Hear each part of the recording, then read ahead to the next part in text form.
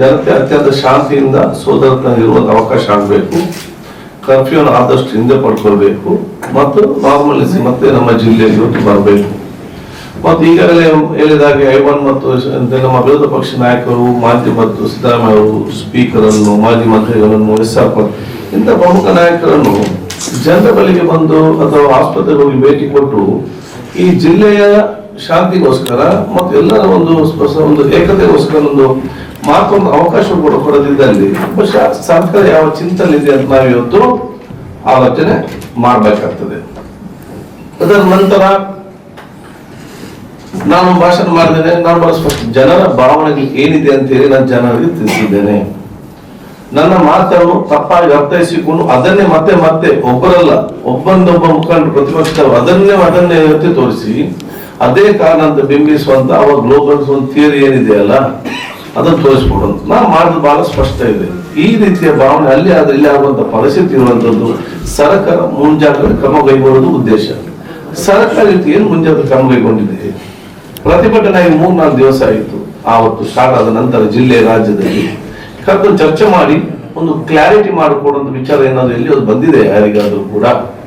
ಜನರಲ್ಲಿ ಏನಿದೆ ಪ್ಯೂರ್ ಸೈಕೋಸಿಸ್ ಏನಿತ್ತು ಒಂದು ಜನಭಾವನೆಗಳ ಮಧ್ಯೆ ಏನೊಂದು ಭಯದೊಂದು ಇದೆ, ಅದನ್ನು ತಿಳಿಗೊಳಿಸುವಂತ ಕೆಲಸ ಯಾರಿಂದ ಆಗ್ಬೇಕು? ಸರ್ಕಾರದಿಂದ ಮಾಡ್ಬೇಕು. ಅದು ಯಾವ್ದನ್ನು ಕೂಡ ಎಲ್ಲಿ ತನಕ ಮಾಡಿದ್ದೀರಾ? ಇನ್ನೂ ಕೂಡ ಅದರ ಬಗ್ಗೆ ಕ್ಲಾರಿಫಿಕೇಶನ್ ಕೊಡ್ತಾರ? ತಕ್ಷಣ ಇವತ್ತು ಅದಕ್ಕೆ ತಪ್ಪ ಅಭಿಪ್ರಾಯ ಕಲ್ಪಿಸುವಂಥದ್ದು ಒಂದು ಬಹಳಷ್ಟು ಸ್ಪಷ್ಟ. ಪೌರತ್ವ ಕಾಯ್ದೆಯಲ್ಲಿ ಇದರಲ್ಲಿ ಪಾಕಿಸ್ತಾನದವರಿಗೆ, ಅಫ್ಘಾನಿಸ್ತಾನ ಅವರು ನೀವು ಏನ್ ಬೇಕಾದ್ರೂ ಮಾಡ್ತೀನಿ ಬಿಸಾಡಿ, ಅಲ್ಲಿ ಪತ್ತೆ ಗಲ್ಲು ಕೊಡಿ, ಯಾರು ಅದಕ್ಕೆ ಬೆಂಬಲ ಕೊಡೋದಿಲ್ಲ, ಯಾರು ಕೊಡೋದಕ್ಕೆ ವಿಚಾರವಿಲ್ಲ. ಇಲ್ಲಿ ವಿಚಾರ ಇದ್ದಂತ ಮೂಲ ನಿವಾಸಿಗಳಿಗೆ ತೊಂದರೆ ಆಗದಂತ ಪರಿಸ್ಥಿತಿ ಏನಂತ ಇವತ್ತು ಆಲೋಚನೆ ಮಾಡಿ. ಕಾಲೇಜ್ ಅಂತ ಹೇಳಿದ್ರೆ ಸರ್ಟಿಫಿಕೇಟ್ ಇಲ್ಲ, ಕಾಲೇಜು ಇಲ್ಲ, ಇವರ ಸರ್ಟಿಫಿಕೇಟ್ ಕಾಲೇಜ್ ಸಿಕ್ಕುದಿಲ್ಲ ಅಲ್ವಾ? ಮತ್ತೆ ಇದಕ್ಕೆಲ್ಲ ಡೌಟ್ ಇವತ್ತು ಯಾರು ಕ್ಲಿಯರ್ ಮಾಡೋರು ಯಾರು? ಪೌರತ್ವ ಕಾಯ್ದೆಯನ್ನು ಇವರು ನೇರವಾಗಿ ನಾವು ಅಫ್ಘಾನಿಸ್ತಾನ್, ಪಾಕಿಸ್ತಾನ್, ಬಾಂಗ್ಲಾದೇಶ್ ಇವರಿಗೆ ನಾವು ಕೊಡುದಿಲ್ಲ ಅಂತ ಹೇಳಿದ್ರೆ ಕೊಡ್ಬೇಡಿ ಮಾರ, ಯಾರು ಕೊಡ್ಬೇಕು? ಅದೇ ಹೇಳಿಲ್ಲ. ಪೌರತ್ವ ಕಾಯ್ದೆಯಲ್ಲಿ ಪಾಕಿಸ್ತಾನ್, ಅಫ್ಘಾನಿಸ್ತಾನ್ ಮತ್ತು ಬಾಂಗ್ಲಾದೇಶರಿಗೆ ನಾವು ಕೊಡುದಿಲ್ಲ ಅಂತ ನೀವು ಕೊಟ್ಟು ಅದನ್ನು ಸೇರಿಸಿ ಅಲ್ಲ, ಅವ್ರಿಗೆ ಕೊಡ್ಬೇಡಿ.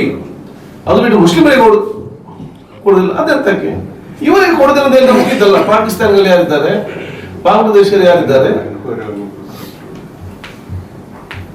ಅಫ್ಘಾನಿಸ್ತಾನ ಯಾರಿದ್ದಾರೆ, ಅವರಿಗೆ ನಾವು ಕೊಡ್ಲೇಬೇಡಿ ಅಂತೇಳಿ ಯಾಕೆ ಕೊಡ್ಬೇಕು? ಅದು ಬಿಟ್ಟು ಜನರಲೈಸ್ ಮಾಡುವಂತ ಪರಿಸ್ಥಿತಿ ಯಾಕೆ?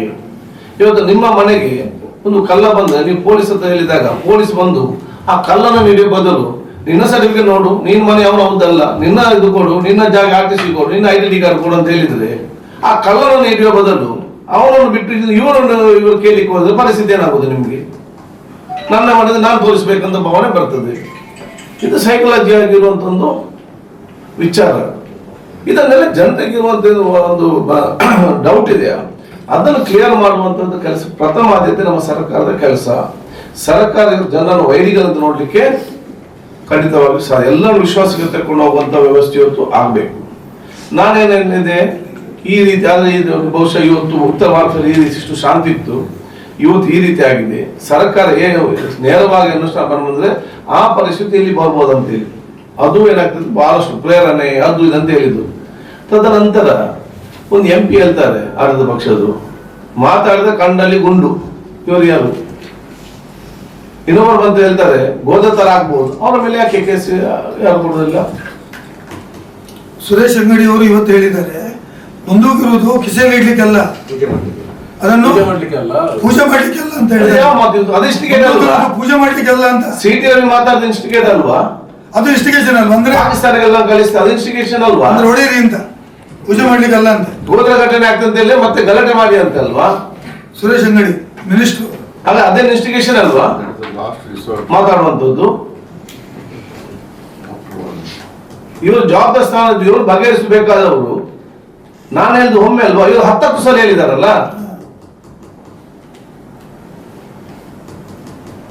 ಸುರೇಶ್ ಅಂಗಡಿ ನಮ್ಮ ಪ್ರತಿಭಟನೆ ಆದ ನಂತರ ನಾವು ನಮ್ಮ ಕಾರ್ಯಕ್ರಮದಲ್ಲಿ ನಾವು ಅಂಕೋಲದಲ್ಲಿ ನಮ್ಗೆ ವಿಷಯ ಗೊತ್ತಿಲ್ಲ. ಸುರೇಶ್ ಅಂಗಡಿ ರಾಜೀನಾಮೆ ಕೊಡಬೇಕು actually MP minister central minister ಯಾವ ಪೂಜೆ ಮಾಡ್ಲಿಕ್ಕಿಲ್ಲ ಅಂದ್ರೆ ಮಂಗಳೂರಲ್ಲಿ ಹೊಡೆದಿರಲ್ಲ ಹೊಡೆಯಿರಿ ಅಂತ. ನನ್ನ ಮೇಲೆ ಇವರು ಸುಳ್ಳು ಆರೋಪ ಮಾಡಿದ್ದು ನಾನು ತಲೆಗಚ್ಚಕ್ಕೆ ಹೋಗುದಿಲ್ಲ. ಯಾಕೆ ನಮ್ಮನ್ನು ಮಾತಾಡೋದು ರೆಕಾರ್ಡ್ ಇದೆ, ವಿಚಾರ ಇದೆ, ಜನ ವಿಚಾರ ಗೊತ್ತಿದೆ. ಮತ್ತೆ ನಾನು ಯಾಕೆ ತಲೆಗಚ್ಚಕ್ಕೆ ಹೋಗುದೇ ಅಂತಿದ್ದ ನನಗೆ ಫಸ್ಟ್ ಟೈಮ್ ಅಲ್ಲ. ನಾನು ಸ್ಟೂಡೆಂಟ್ ಲೀಡರ್ ಆಗಿದ್ದಾಗಲೇ ನನ್ನ ನಾಯಕತ್ವವನ್ನು ದಮನ ಮಾಡ್ಬೇಕಂತೇಳಿ ಆಗಿಂದಲೇ ಪ್ರಾರಂಭ ಆದ ಹಲವಾರು ಘಟನೆಗಳು ಲಾ ಕಾಲೇಜಿಂದ ಪ್ರಾರಂಭ ಆಗಿ ನಾನು ಬಹುಶಃ ಇದನ್ನೆಲ್ಲ ಮೆಟ್ಟಿ ನಿಂತು ಬಂದವನು. ನಾನು ಲಾ ಕಾಲೇಜ್ ಮುಗಿಸಿ ನಾನು ಯುವಕ ಮುಖಂಡನಾಗಿದ್ದ ಸಂದರ್ಭದಲ್ಲಿ ನನಗೆ ನಾನು ಶಾಸಕನೂ ಅಲ್ಲ 2001 ಕಲೆಬಾದಾಗ ಪ್ರಮುಖ UT ಖಾದರ್ ಅಂತ ಹೇಳಿ ಅವತ್ತು ಕೂಡ ನನ್ನ ಬಗ್ಗೆ ಅಪಪ್ರಚಾರ ನನ್ನ ಕ್ಷೇತ್ರದಲ್ಲಿ ಮಾಡಿದ್ರು. 2006 ನಾನು ಶಾಸಕನಾಗಿರ್ಲಿಲ್ಲ.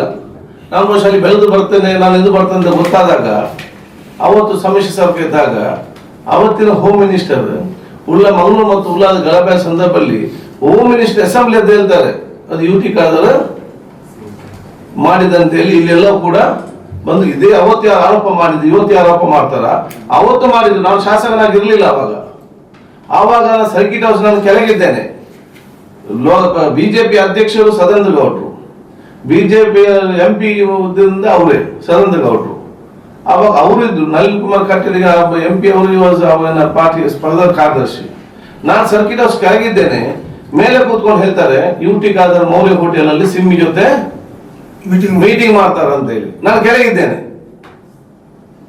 5ರಲ್ಲಿ. ಸೊ ಇದು ನನಗೆ ಇದೆಲ್ಲ ಇವರು ಮಾತು ಕೇಳಿ ಇವತ್ತು ನಾನು ಇಷ್ಟು ದೊಡ್ಡ ನಾಯಕತ್ವ ಆಗಿ ಇವರು ಬಹುಶಃ ನಾನು ಜೈಲಿಗೆ ಆಗ್ಲಿಕ್ಕೆ ಪ್ರಯತ್ನ ಪಟ್ಟರು ಕೂಡ ನನ್ನ ಕ್ಷೇತ್ರದ ಸರ್ವ ಧರ್ಮದ ಜನರು ಮತ್ತು ಕಾರ್ಯಕರ್ತರು ನನ್ನ ಅಸೆಂಬ್ಲಿ ಅಲ್ಲ ಕ್ಯಾಬಿನೆಟ್ ಅಲ್ಲಿ ಕೂತ್ಕೊಳಿಸಿದ್ದಾರೆ.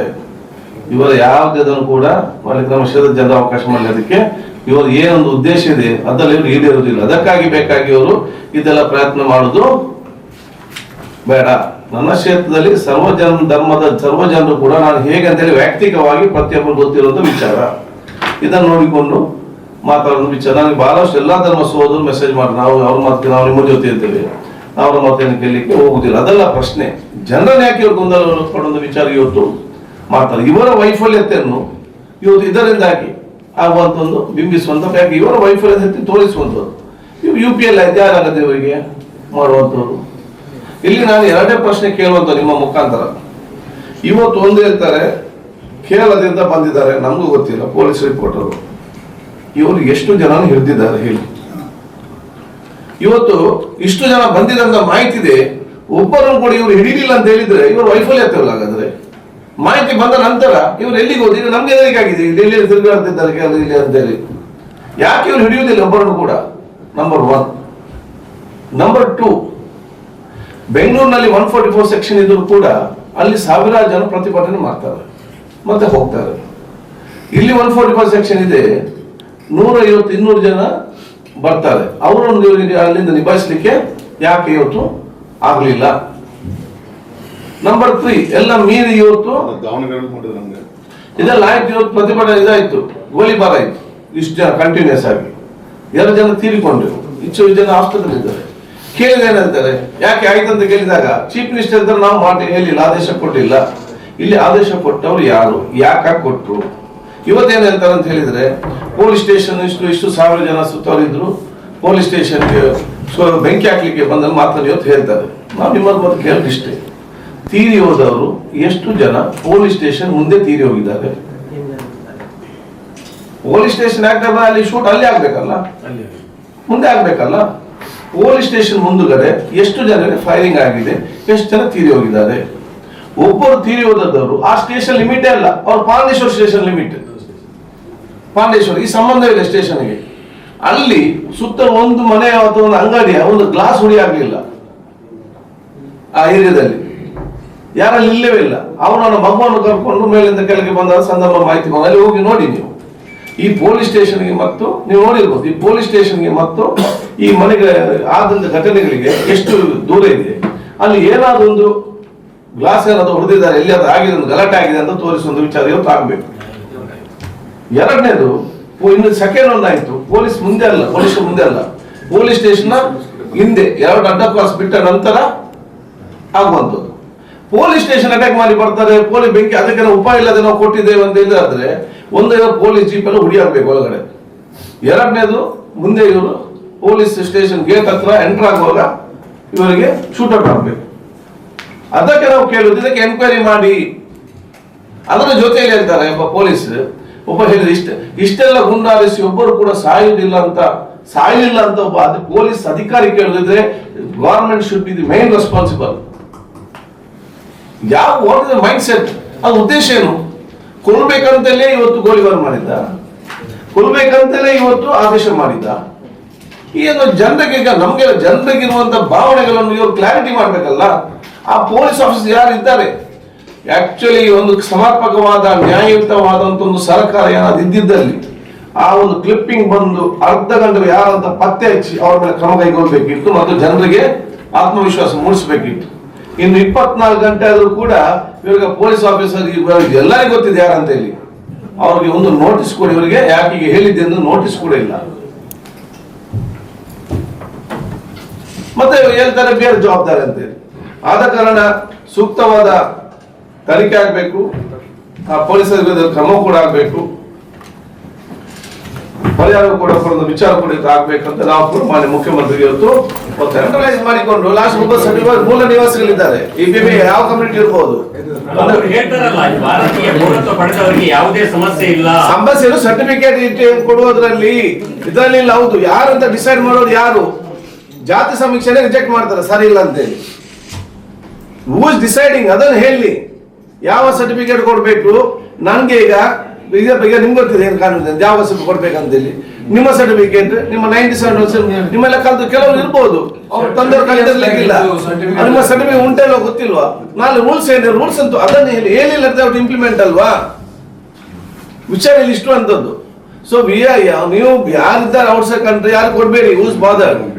ಮೂಲ ನಿವಾಸಿಗೆ ತೊಂದರೆ ಆಗಬಾರ್ದು, ದಟ್ ಇಸ್ ಉದ್ದೇಶ ಅಷ್ಟೇ. 175 ಮನೆ ಕೊಚ್ಚಿ ಹೋಗಿ ಅವ್ರದ್ದು ಐಡಿ ಕಾರ್ಡ್ ಯಾವ್ದು ಇಲ್ಲ, ನೋಡಿ ಯಾವ ದಾಖಲೆ ಕೂಡ ಬಹಳಷ್ಟು ಅಲೆಮಾರಿ ಜನ ಇದ್ದಾರೆ, ಅವ್ರು ಯಾವ ಸರ್ಟಿಫಿಕೇಟ್ ಕೂಡ ಇಲ್ಲ. ಬಹಳಷ್ಟು ಊರಿಂದ ಊರಿಗೆ ಹೋಗಿ ಕೆಲಸ ದುಡಿಯೋರು ಇದ್ದಾರೆ. ಹಿಂದೆ ಈ ಬಸವ ಅಂತೇಳಿ ಒಂದು ಮನೆಗೆ ಬಸವನ ಕರ್ಕೊಂಡು ಬಂದು ಹೋಗಿ ಜೀವನ ಮಾಡುತ್ತಿದ್ದಾರೆ.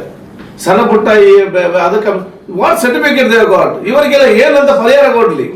ಲಾಸ್ಟ್ ನಾವು ಸರ್ಟಿಫಿಕೇಟ್ಗೆ ಕ್ಯೂ ನಿಲ್ಲುದು, ಸರ್ಟಿಫಿಕೇಟ್ ಇಲ್ಲ, ಗೊಂದಲ ಆಗುದು, ಅವ್ರಿಗೆ ಏನ್ ಮಾಡ್ಬೇಕು? Let them get that clarity ಅಲ್ವಾ? Let them identify any foreign ಇಲ್ಲಿಗೆ and then kick them out. We all support. ಅದು ನೋಡಿ, ಯಡಿಯೂರಪ್ಪ ಅವರು ಹೇಳ್ತಾರೆ ಯಾರು ಬಂಧಿಸಿದ್ರೆ ಕರ್ನಾಟಕ ಒತ್ತಿ ಹುರಿತದೆ ಅಂತ ಹೇಳಿ. ನಳಿನ್ ಅವರು ಹೇಳ್ತಾರೆ ಕಾರ್ತಿಕ್ ರಾಜ್ ಕೇಸ್ ಪತ್ತೆ ಆಗ್ತಾರೆ ಪೊಲೀಸ್ನವರು, ಹಾಕಿದ್ರೆ ಬೆಂಕಿ ಸ್ಟೇಷನ್ಗೆ ಬೆಂಕಿ ಆಗ್ತದೆ ಅಂತ ಹೇಳಿ. ಶೋಭಾ ಗಂಧ ಪರಮೇಶ್ ನಮ್ಮ ಮೇಸ್ತ್ರಿ ಹೇಳ್ತಾರೆ ನಾವು ಕರ್ನಾಟಕ ಇದು ಮಾಡ್ತೇವೆ ಅಂತ ಹೇಳಿ. ನಮ್ಮ ಗೋಪಾಲ ಹೇಳ್ತಾರೆ ಹಜ್ ಭವನಿಗೆ ಟಿಪ್ಪು ಸುಲ್ತಾನ್ ಕರ್ನಾಟಕವನ್ನು ಉಳಿಸ್ತೇವೆ ಅಂತ ಹೇಳಿ.